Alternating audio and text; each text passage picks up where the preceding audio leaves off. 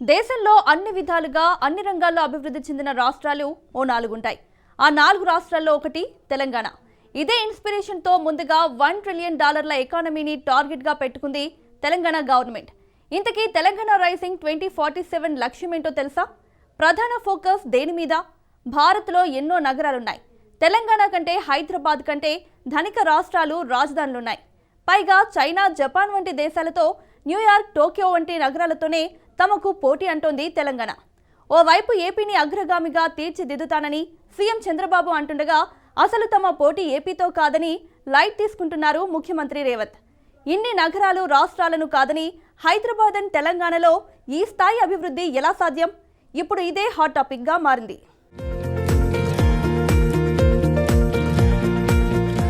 తెలంగాణ అభివృద్ధిని ప్రతిబింబించేలా Telangana rising 2047 policy document ఉండాలని ముఖ్యమంత్రి రేవంత్ రెడ్డి అధికారులకు సూచించారు. 2034 నాటికి $1 ట్రిలియన్, 2047 నాటికి $3 ట్రిలియన్ ఎకానమీగా తెలంగాణను తీర్చిదిద్దేందుకు స్పష్టమైన రోడ్ మ్యాప్ పాలసీ డాక్యుమెంటులో కనిపించాలన్నారు. రాష్ట్ర ఆర్థికాభివృద్ధిని 3 రీజియన్లుగా విభజించి అభివృద్ధి చేసుకోవాలని చెప్పారు. Core urban region economy, peri urban region economy, rural agriculture region ఎకానమీగా 3 రీజియన్లను విభజించుకోవాలని సూచించారు. తెలంగాణ రాష్ట్రంలో పాలసీ పెరాలిసిస్ ఉండదని చాటి చెప్పేలా తెలంగాణ రైజింగ్ పాలసీ డాక్యుమెంట్ ఉండాలనడం ప్రాధాన్యతను సంతరించుకుంది.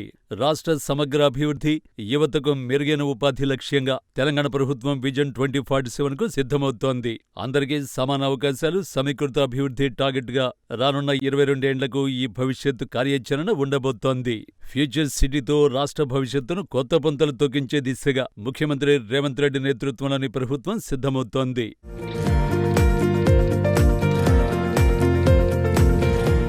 భారత్లో ఎన్నో పెద్ద నగరాలు ఉన్నప్పటికీ తెలంగాణ తన అభివృద్ధిని న్యూయార్క్, టోక్యో వంటి ప్రపంచ స్థాయి నగరాలతో పోల్చుకుంటోంది. ఈ స్థాయి ఎదుగుదల ఎలా సాధ్యమైందన్న ప్రశ్నకు ఒక స్పష్టమైన సమాధానం ఉంది. గత కొన్ని దశాబ్దాల్లో అమెరికా, యూరప్, ఆసియా దేశాల్లో పనిచేసే ప్రతిభావంతులైన యువత ఎక్కువగా భారతీయులే. ముఖ్యంగా మన రాష్ట్రం నుంచి వెళ్లిన వారే. ఇప్పుడు వారు తిరిగి భారత్లో అవకాశాలను వెతుకుతున్నారు. ఆ టాలెంట్ను ఆకర్షించడం, అంతర్జాతీయ కంపెనీలకు రాష్ట్రంలోని బలం, అవకాశాలు చూపించడం ఇవి తెలంగాణను ప్రత్యేక స్థానంలో నిలిపాయి. ఈ దృక్కోణంతోనే ప్రభుత్వం గ్లోబల్ సమ్మిట్ నిర్వహించడానికి విజన్ 2035 మరియు తెలంగాణ రైజింగ్ 2047 వంటి పథకాలను సిద్ధం చేసేందుకు ముందడుగు వేసింది. రిజర్వ్ బ్యాంకు మాజీ గవర్నర్ రంగరాజన్ కూడా 2047 నాటికి దేశంలో అత్యంత అభివృద్ధి చెందిన 4 రాష్ట్రాల్లో తెలంగాణ ఒకటిగా ఎదుగుతుందంటున్నారు.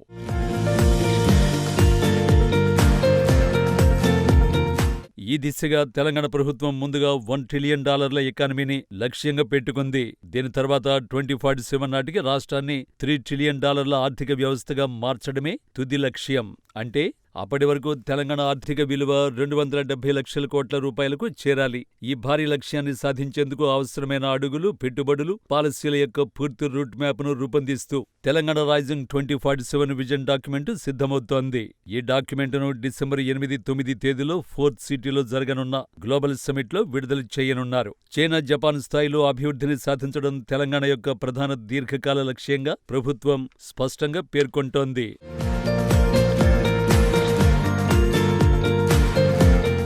ఇక మరో లక్ష్యంగా ఆధునిక రవాణా మౌలిక సదుపాయాల కల్పనను ప్రభుత్వం అత్యంత ప్రతిష్టాత్మకంగా భావిస్తోంది.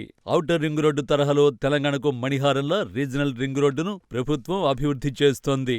హైస్పీడ్ మొబిలిటీ కారిడార్లను నిర్మించనుంది. రీజనల్ రింగ్ రైల్, 4 ఇండస్ట్రియల్ కారిడార్లు, 11 రేడియల్ రోడ్లను నిర్మించనుంది. వరంగల్, నిజామాబాద్, ఆదిలాబాద్, పెద్దపల్లి, కొత్తగూడెంలలో కొత్త విమానాశ్రయాలు ఏర్పాటు చేయబోతోంది. హైదరాబాద్ నుంచి బందర్ పోర్టు వరకు అత్యాధునిక హైవేను నిర్మించి సీపోర్టుకు అనుసంధానం చేయబోతోంది. గ్లోబల్ వర్క్ ఫోర్స్ తో పోటీ పడేలా ప్రతి ఏడాది 2 లక్షల తెలంగాణ యువతకు, 1,00,000 మంది నిపుణులకు విదేశీ ఉపాధికి అవసరమైన నైపుణ్యాభివృద్ధి టార్గెట్గా ప్రణాళికలు.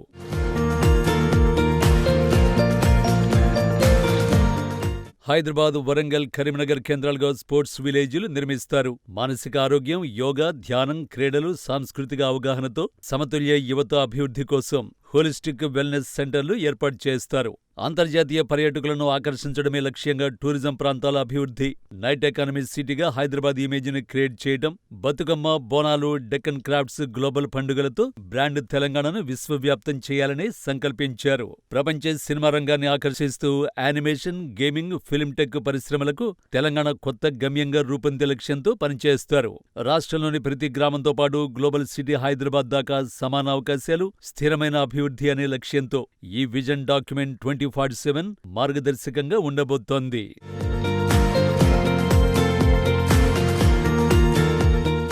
మొత్తానికి తమ పోటీ ఆంధ్ర కాదు, చైనా, జపాన్ అంటూ తెలంగాణ సర్కారు సీఎం రేవంత్ ఉన్నతమైన లక్ష్యాలను ఏర్పాటు చేసుకున్నారు. తెలంగాణ ఆశయాలు ప్రాంతీయ పోలికలకు మించి విస్తరించి ఉన్నాయని స్పష్టం చేస్తున్నారు.